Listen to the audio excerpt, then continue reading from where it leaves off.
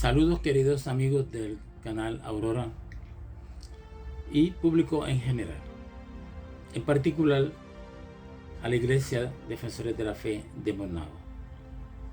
En esta ocasión nos dirigimos a ustedes para comentar y presentar información sobre los orígenes de la Iglesia Defensores de la Fe de Maunabo. En el corazón del Valle de Maunabo, donde la fe ha sido faro y refugio por generaciones, el historiador maunabeño Armando Rivera ha realizado una profunda investigación en los archivos más antiguos del pueblo. Su trabajo ha revelado los orígenes de una institución espiritual que ha marcado la vida de muchos, la Iglesia Defensores de la Fe de Maunabo. Esta iglesia fue fundada por Ignacia Ortiz, una mujer visionaria y devota, por encomienda de su tío, el doctor Juan Francisco Rodríguez, fundador de los Defensores de la Fe en el mundo. Desde su establecimiento en 1934, la iglesia no ha cesado de proclamar las buenas nuevas de salvación, convirtiéndose en un pilar de fe, unidad y transformación para las familias maunabeñas. La investigación de Rivera no solo rescata datos históricos, sino que también honra el legado espiritual de quienes sembraron esperanza en tiempos difíciles.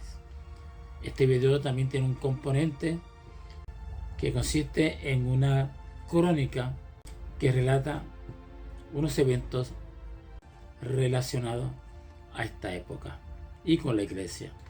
Este valioso aporte será incorporado a la historia compilada de Maunabo. No todo, por supuesto. Y esta historia compilada de Maunabo es un proyecto que desarrolla con esmero un comité comunitario comprometido con preservar la memoria colectiva del pueblo. Así que, hermanos y amigos, la historia sigue viva. Adelante y Dios los bendiga a todos.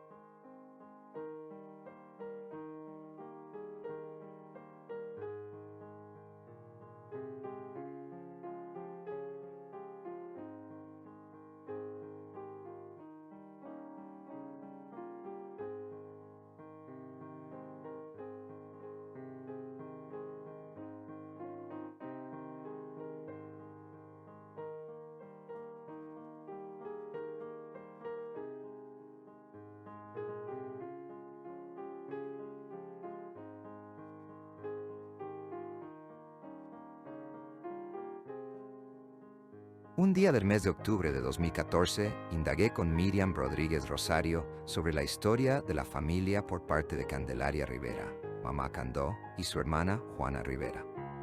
El origen de estas hermanas se encuentra en el pueblo de Sidra. Mamá Candó, madre de Juan Francisco Rodríguez Don Franco, había sido comadrona y atendió las necesidades de salud de los campesinos en el Cerro Calzada de Maunabo mediante el uso de remedios caseros y plantas medicinales por muchos años, hasta que perdió una pierna en un accidente. Luego me habló de Juana. No sospechaba cuántos detalles adicionales arrojaría esta entrevista. Le llamaba madrina, aunque en realidad de quien era madrina y tía era de su padre Don Franco. Juana vivía en el pueblo.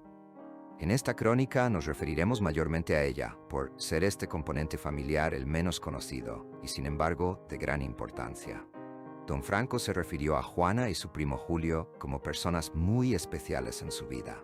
Fue como descorrer el telón de un teatro para presenciar unas escenas a la entrada del pueblo de Maunabo en el año 1939.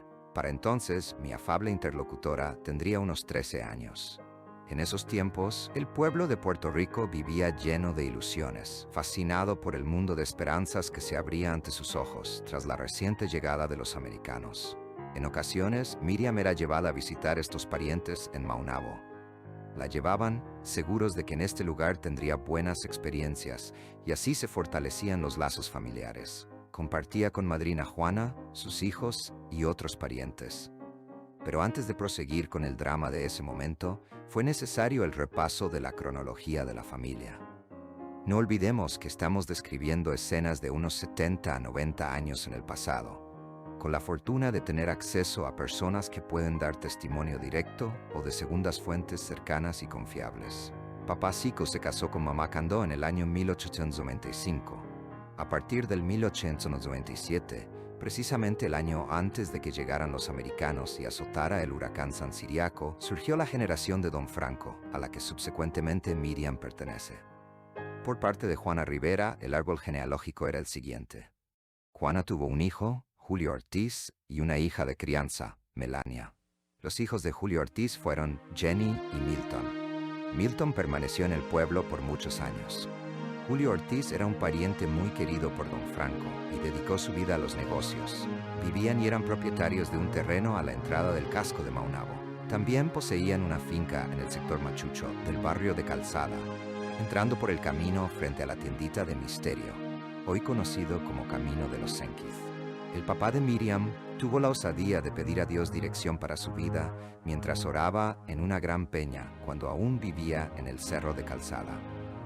Tras una revelación sobrenatural, tuvo seguridad sobre las decisiones a tomar y su vida fue lo que a grandes rasgos resumimos a continuación.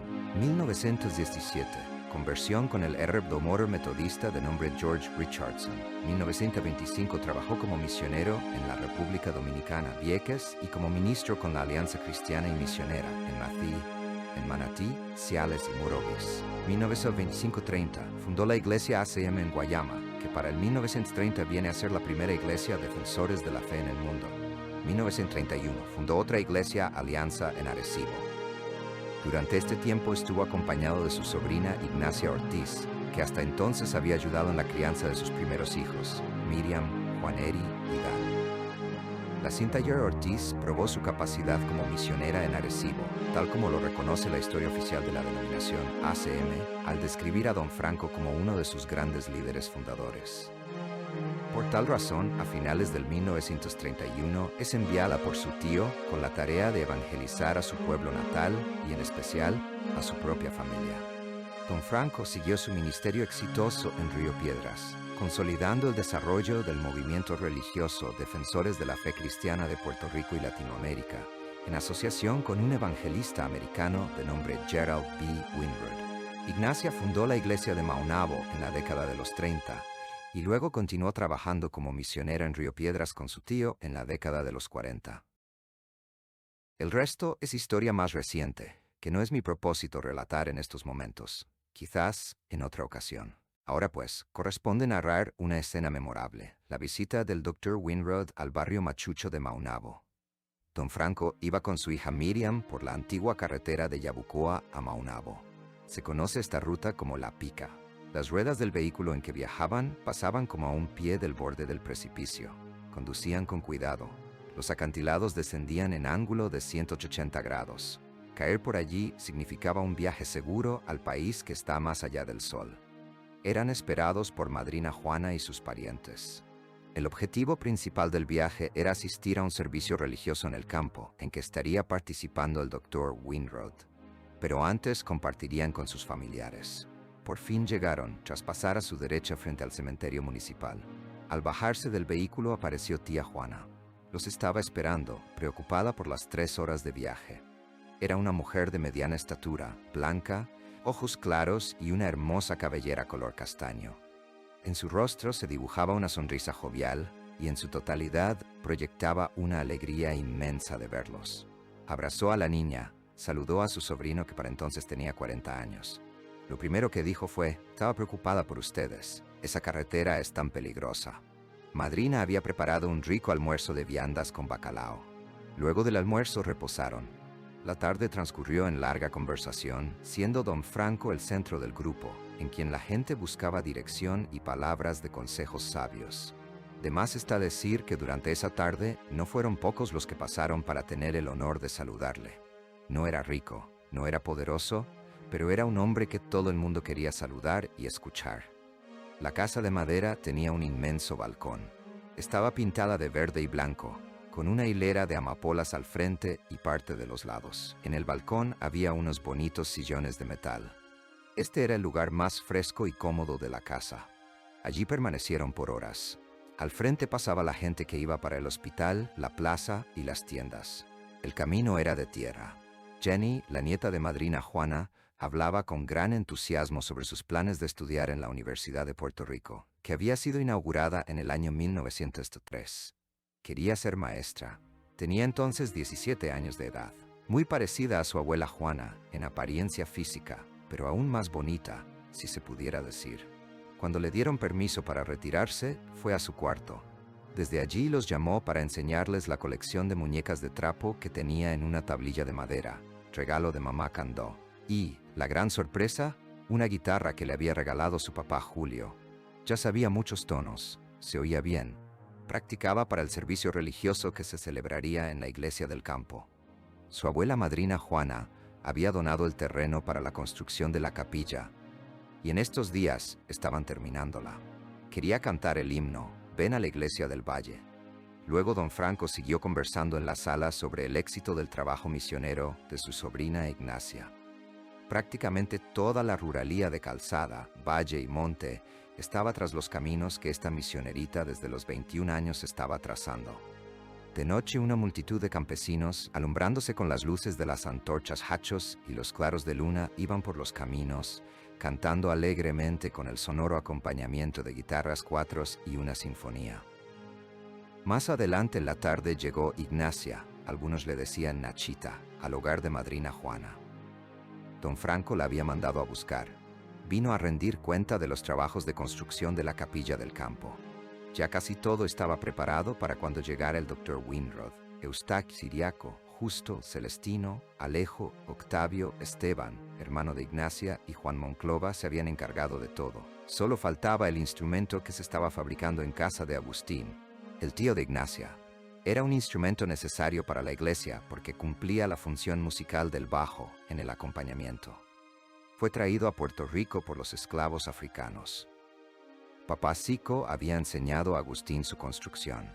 Consistía en una caja de madera de tamaño variable, usualmente entre 18 pulgadas y varios pies de largo, llevando en su parte superior unas lengüetas de metal de diferentes longitudes, usualmente obtenidas de las cintas metálicas de los barriles. Se afinaba en círculos de quintas. Ya estaba a punto de terminarse. Ignacia hablaba mucho, constantemente, con entusiasmo, diciéndole a don Franco cómo había organizado todo. Don Franco la animaba y así pasaron el resto de la tarde. Jenny regresó al balcón y continuó mostrando las muñecas nuevas que mamá Candó le había regalado. Luego tomó la guitarra y con sus dedos delgados y blanquecinos, casi como las nubes de un atardecer rosado, rascaba las cuerdas del instrumento delicadamente. En un momento dado dijo, con un suspiro: «La capilla ha quedado tan bonita. y proseguía cantando: «Ven a la iglesia del Valle, otro sitio tal vez nunca halles cual la iglesia del Valle feliz». Cantaba como un ruiseñor. Además, estaba loca de contenta con la idea de ir a estudiar a la universidad. Era una niña feliz y su rostro proyectaba una bondad incoercible. Al otro día fueron a dar un paseo por el pueblo. Salieron temprano en la mañana. Melania, Milton y Jenny. El padre de Jenny, Julio, las acompañaba. Recorrieron la calle principal. Pasaron frente a la funeraria Stadel, a mano derecha rumbo a la plaza. Entraron a la tienda de Valiente a comprar unas golosinas para el camino. Luego pasaron frente a la plaza y siguieron la ruta hacia el faro, sin detenerse. Llegaron primero a la playa. Julio pensaba que la brisa del mar le vendría bien a Jenny, para la tos que le molestaba por la noche. Finalmente llegaron al faro luego de un ascenso un tanto escabroso. Desde allí volvieron a contemplar el espectáculo del mar. Al regresar, casi de noche, Madrina ya tenía la comida preparada. Se acostaron temprano. En medio de la densa oscuridad se notaban los destellos de la luz intermitente del faro, lo cual producía cierto temor a Jenny. El siguiente día fue tranquilo, como un reposo de las muchas actividades del anterior. Luego llegó el día del servicio, esto fue en el año 1939, que contaría con la presencia de Winrod. Era de noche. Todos llegaron hasta la capilla, unos en auto, otros a caballo y la mayoría a pie. El camino de Machucho era de tierra y oscuro. Al acercarse se divisaban las luces de la capilla, como un símbolo. Todo estaba preparado. En medio de la más densa oscuridad en sus alrededores, la iluminación era con lámparas de gas y faroles, pendientes de las paredes y el techo. Por fin llegó Winrod acompañado de Don Franco. El americano, relativamente alto, presentaba una calvicie pronunciada como marco de un rostro gentil y bondadoso. De camino hacia la capilla, desde la casa de Madrina Juana, había estado cantando alegremente himnos y de vez en cuando una canción mexicana que había aprendido en español. Inmediatamente que llegaron, se inició el culto. En su rostro se notaba la satisfacción ante la expresión musical del grupo de talentosos jíbaros borincanos. Un conjunto musical de vibrante sonoridad. Eran como 6 los músicos. La gente no cabía en la capilla, teniendo que esperar afuera. Las guitarras, los cuatros y el instrumento autóctono puertorriqueño, marímbola, que hacía la función del bajo, fueron construidos por los propios campesinos. Tal era su creatividad musical y artesanal. Los asientos eran bancos de madera con espaldar. Cuando le dieron la oportunidad, Jenny cantó «Ven a la iglesia del Valle», acompañándose de la guitarra. Winrod predicó y Don Franco interpretó. Ignacia permanecía callada, por momentos con los brazos cruzados. Solamente intervenía para dirigir al grupo de músicos campesinos y a la congregación que cantaban con gran gozo himnos tales como «A Jesucristo ven sin tardar» y «Muchos son los millones». Al final el Dr. Winrod dijo, visiblemente emocionado por la experiencia, «This is his true missionary work». Esto es verdadero trabajo misionero. Madrina pasó los últimos años de su vida en Aguadilla con Melania. Julio continuó en el pueblo con sus negocios. Más tarde donó parte de su propiedad para la construcción de la iglesia del pueblo que había fundado Ignacia. Los americanos enviaron ofrendas para su construcción por intermedio de Winrod. Los mismos miembros de la iglesia, bajo la dirección de Eustaquio Lebrón y siguiendo los planos del ingeniero Juan Eri Rodríguez, construyeron el templo. Jenny ingresó a la universidad para ser maestra, pero murió poco tiempo después, posiblemente de tuberculosis. Miriam estudió para maestra y llegó a ser una gran profesora universitaria. También aprendió a tocar el piano. Como Don Franco era el líder de la organización religiosa Defensores, viajaba mucho. En uno de esos viajes, en el año 1959, falleció su primo, Julio Ortiz. Cuando regresó fue al cementerio de Maunabo, depositó un ramo de flores sobre su tumba y lloró como Jesús ante la tumba de Lázaro.